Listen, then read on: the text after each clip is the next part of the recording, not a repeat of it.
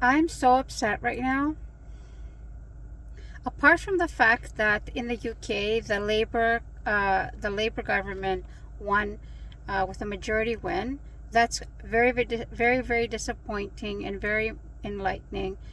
But I was just watching a video that Marie Le Pen was doing some kind of event in France, talking about how they want to get rid of all the Muslims, the extreme Muslims, not just everyday Muslims, again, trying to dehumanize Muslims in general. And of course, being Muslim and Islam are the last two frontiers of the subject that you can still be against, you can be racist against, bigoted against, hateful against, and it's quite fine to do that.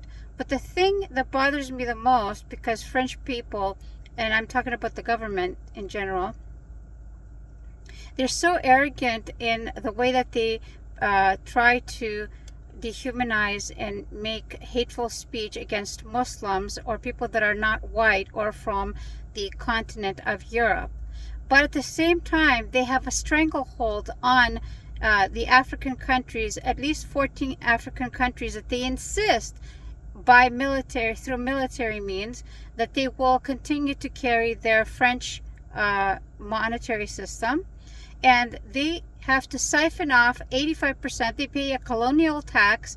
Supposedly they're not colonizing them anymore, and they have to siphon off money and deposit the money of their countries in France, holding them hostage basically. Also, they have thousands and thousands of troops in about 6 or 7 of these countries, and military bases, supposedly to offer them or to maintain security and peace. Although decades and decades of France being in these countries has done nothing but create more violence and more terrorism and less peace. But the fact that I believe France is like the 5th largest economy in the world, and that is on the back of Africa. It's maintaining its economy on the back of Africa by stealing all its resources while maintaining this fake security. Why don't you let go of Africa and see how well you fare economically, France, while at the same time trying to stop people coming to Africa who are from these countries, who are not white, because they don't want them there. They want to be there to suck their resources dry, and Africa is footing the bill for all of these things. But at the same time, they won't allow it. Well, if you got rid of all the Muslims, most of your French football team, soccer team, will be nothing. You will have nothing. You racist, bigoted scum. That's what you are. The government of France, let go of Africa and let's see what happens to your economy. And then go ahead and be racist and close your doors and don't let anybody in. But at the same time, Africa shouldn't let you in either. They should kick you to the curb because you've been stealing their gold. Isn't it funny how France has 500 tons of gold in their banks, in their vaults? Meanwhile, Mali, they have like 500 mines of gold, largely still unearthed, and they don't have any deposited in their vaults. They don't have any gold to speak of because France is stealing all of it. And if it's not France, it's Germany or Italy or the UK or the US. The US, who has the world's largest drone airbase in Africa. Why are you there? Huh? Why are you there? And you have military boots on the ground. And the UK and Germany, why are you there? Italy, who doesn't want to recognize Islam as a religion, although 2 billion people subscribe to it at least.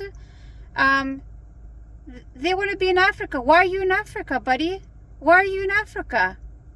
You want to offer them safety and security? How come all you European countries that are in Africa trying to offer them security are benefiting financially, but all these countries are still violent and destabilized? How is it possible? Tell me.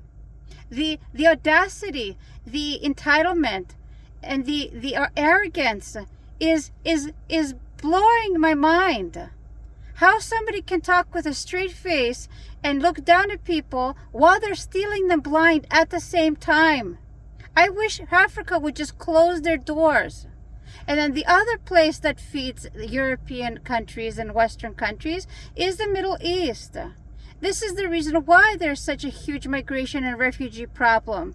And if the people of these countries would just stop, put their foot down and say, stop. If you stop invading these countries, there wouldn't be a refugee problem.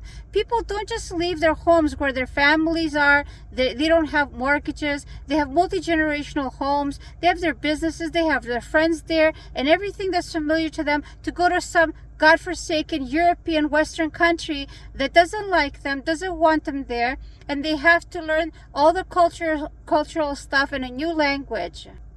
Why? Why would somebody leave their country if the Western countries weren't in there destabilizing them? So you want to beat them with a stick from one hand and also badmouth them on the other. Well, you can't have it both ways. And now the UK has just voted in a Labour, the Tony Blair government. They just voted in the Tony Blair government.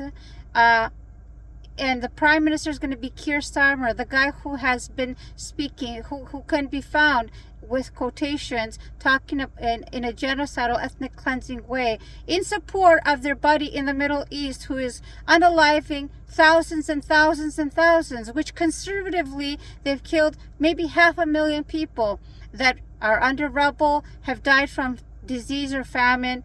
The list is endless. The list is just endless. So the British people just voted unanimously or with a large majority for the Labour government to come in, which it's just like there's an expression, pick up one, hit the other one with it. There's not going to be any difference. All they're going to do is give their cronies more money, take away more money from the taxpayers, and that'll be that. So you jumped out of the fry pan into the fire. There's no difference. And the next term, next election, you're going to jump from the fire back into the fry pan. There is not going to be any difference. The fear mongering that they've put out there has worked. Congratulations for, 4 years? And now we're coming up with the elections of Biden versus Trump. It's not a Biden versus Trump. Those are not the only two people that are running for president. There are decent people running to become president, and people that are ignorant can't even be bothered to look it up. Another case, in Canada, where I live, there's going to be elections coming up probably in the next year. And people have it in their mind, either they're going to double down on their party or they're going to vote for Poilievre. Why? Why are you going to vote for Poilievre instead of Trudeau? Yeah, Trudeau has done a really bad job. But why would you vote for Poilievre? They're both genocidal ethnic cleansing, good for nothing, only care about the top tier of people, the CEOs and the corporations. They don't care about people like us. They certainly don't care about the indigenous community, who in a country that has the most fresh water, renewable fresh water, they don't have any drinking water to speak of. After he was elected from 2015, and now it's almost 10 years on, and they still don't have drinking water. Imagine that. So we're going to go again from the fry pan into the fire with Poilievre, who his predecessor was also very much in your face, bigoted and racist. So people don't learn the lessons. The 99% of people don't learn their lessons, don't educate themselves. They're lazy and they don't want to find out what's next. They want to keep their head down, do their 9 to 5, complain about it, and keep voting. Just keep voting for the next guy. Because us human beings, we're just dumb. We're dumb. That's my rant for today. Assalamu alaikum.